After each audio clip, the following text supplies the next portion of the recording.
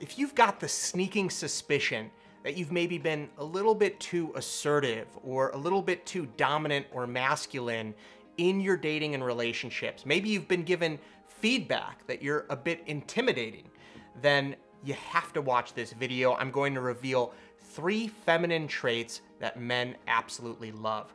I'm Jason Silver. I am the dating coach for ambitious women. And on my channel, Attract Great Guys, I reveal the truth about men and how you can attract a great guy into a committed relationship.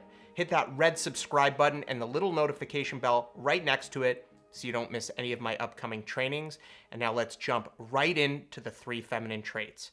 Number 1, that you allow him to pursue you. This is one of the biggest challenges that I see, is that my clients are ambitious. They're smart. They're used to being able to take a challenge and overcoming it. They're able to get what they want when they put their mind to it. And in a relationship, they'll typically take the responsibility to help a guy to be a good guy. They'll literally handhold him and make things happen.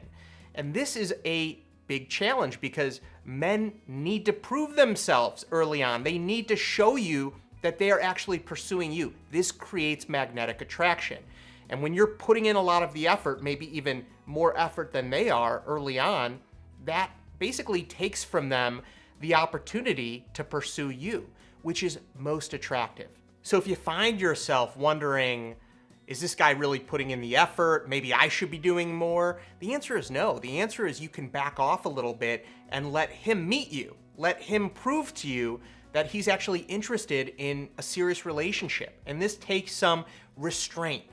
Maybe what works, at the office where you're proactive and you're creating what you want doesn't work the same way in a 50-50 partnership. It does require you to sit back and allow the man to step up and to take the other 50% and to show you that he really wants it, because men are typically on their best behavior early on in a relationship. So it's important that early on in a relationship, on his best behavior, that he's putting in a ton of effort and showing you that he's a great guy. Number 2, trusting that he'll step up to the plate rather than blaming him or trying to rescue him. Now, this is an extension to that first feminine trait that I mentioned, which is allowing him to pursue you. This is a slight variant of that. How most women, when they're being overbearing or too dominant in a relationship, they will see that a guy isn't doing what he needs to do, or maybe he needs a little help, and they'll jump in to rescue him.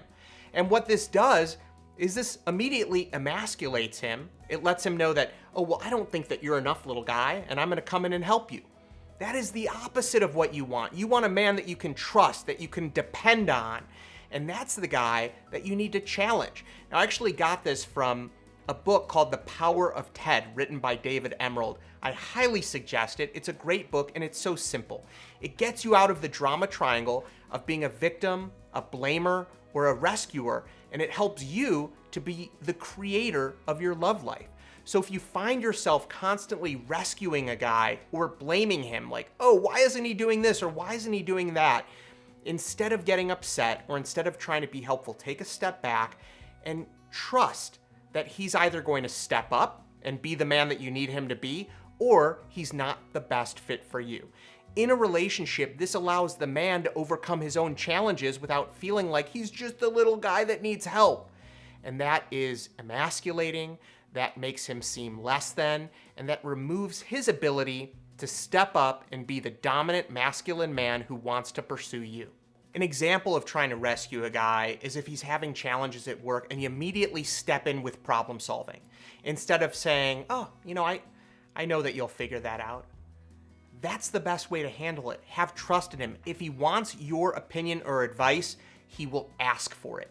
Blaming is just self-explanatory. Anytime you find yourself blaming and feeling like the victim, like, oh, it's just all his fault, is when you're in blamer mode. And the best thing to do is for you to focus on what you want and what you need and go and get it. And if he's not fulfilling you, then he might not be the right guy. You don't need to come in and get upset with him. He just might be the wrong guy, or he might not fit the role or the needs that you have, and that's okay. But when you come in and you blame and you get upset, you're essentially taking a bad situation or a mismatch, and you're just bringing a bunch of anger and aggressiveness into the relationship. Doesn't need to be that hard. If it's not a good fit, walk away. There doesn't need to be all this anger and blame. It doesn't solve anything and it doesn't help. It just adds some masculine, aggressive anger and dominance into a loving relationship dynamic. Number 3, testing him. This is actually a feminine trait that is really important in a relationship. When you're seeking a long-term commitment from a man, you need to know that he's using a long-term dating strategy to date you and to woo you. And the way that men show that they're using a long-term dating strategy is to pass a series of tests to show you that they are giving you investment and little micro commitments over a period of time. A micro commitment might be just spending more time with you. It could be introducing you to his friends and family. It could be a financial investment. It could be a vacation that you two are just taking time out of your day, out of your life, out of your jobs to commit to getting to know each other more. These types of micro investments over a longer period of time show you that he's interested.